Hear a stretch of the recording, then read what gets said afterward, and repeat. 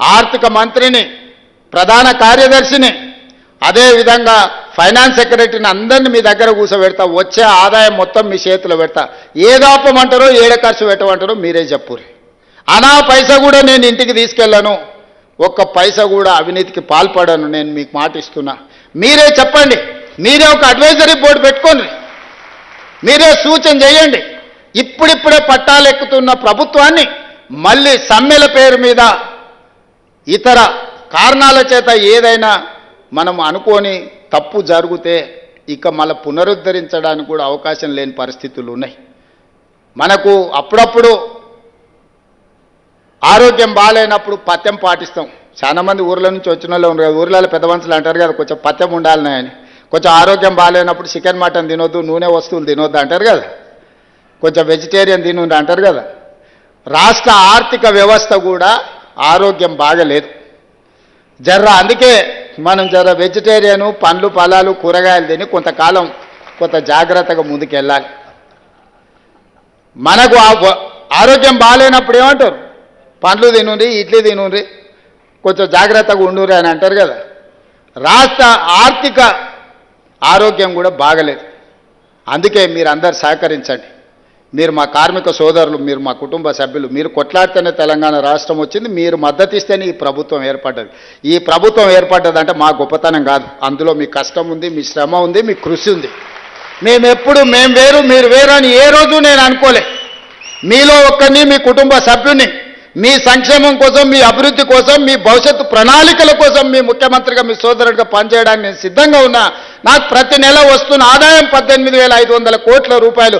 ఈ 18,500 కోట్ల రూపాయలు మీ చేతుల్నే పెడతా. బ్యాంకులకు కట్టుండి నా ఉద్యోగస్తులకు ఇచ్చే జీతాలు వాళ్ళకి ఇవ్వండి, రిటైర్ అయిన వాళ్ళకి పెన్షన్ ఇవ్వండి, మిగతాది ఏడ ఖర్చు పెట్టమంటారో మీరే చెప్పుండ్రి.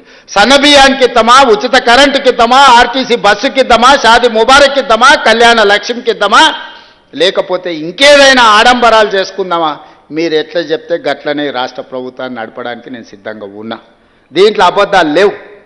ఎవరైనా ఇంతకు మించి చెప్తే లెక్కలైనా మీరు చూడండి.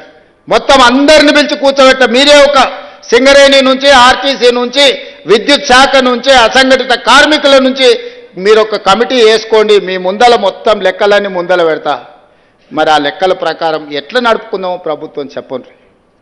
ఇవాళ ఎవడో కూడా వచ్చి చెప్తాడు, జర మంచిగా ఉన్నాం, బాగానే ఉన్నాం, సంతోషంగా ఉన్నాం, కనీసం 1 తారీఖు కాకపోతే 6 తారీఖు నాన్న జీతాలు వస్తున్నాయి, తెలంగాణ గొప్పగా పరిపాలించిన అన్నాడు.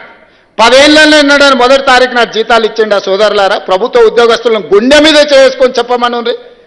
ఎన్నడన్నా ఆర్థిక పరిస్థితి బాగుంటే ఈ ప్రభుత్వం కోసం 30 రోజులు పనిచేసే కార్మికుడు కానీ, ఉద్యోగి కానీ నెల జీతం మీదనే జీవితాన్ని గడిపే వాళ్ళకు 1 తారీఖు నాడు ఎన్నడన్నా జీతం ఇచ్చిండు ఆ 10 ఏళ్ళలా.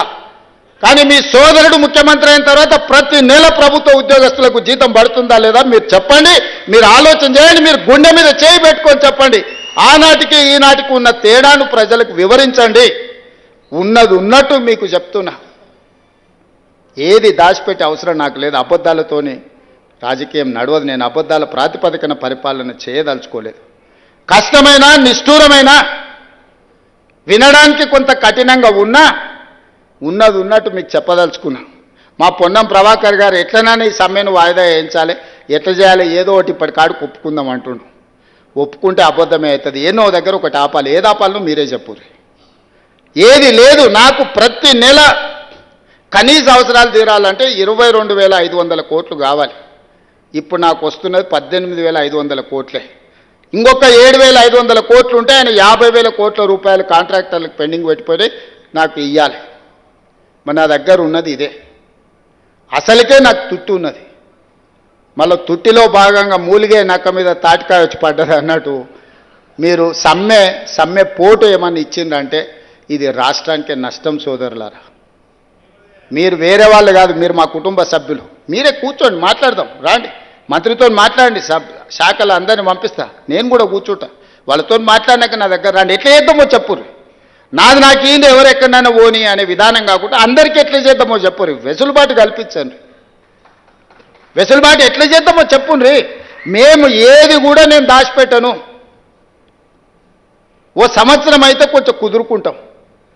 మొదటి 6 నెలలు పార్లమెంట్ ఎలక్షనే, తర్వాత ఆర్థిక సంక్షోభమే, ఆ తర్వాత ఇప్పుడే కొంచెంగా పట్టాలు ఎక్కుతున్నది. ఇప్పుడు మళ్ళా ఏదైనా అవతల కడుపు మంటతోని అసూయతోనో విషం నింపుకొని ఆలోచనలతోని కొన్ని తప్పుడు మాటలు తప్పుడు ఆలోచనలు చెప్పి అట్లెందుకు చేయరు ఇట్లెందుకు చేయరు ఇప్పుడు చేయాలి కదా అప్పుడు చేయాలి కదా 10 ఏళ్ళు చేయలేనోడంట వచ్చి మనకు చెప్తున్నాడు.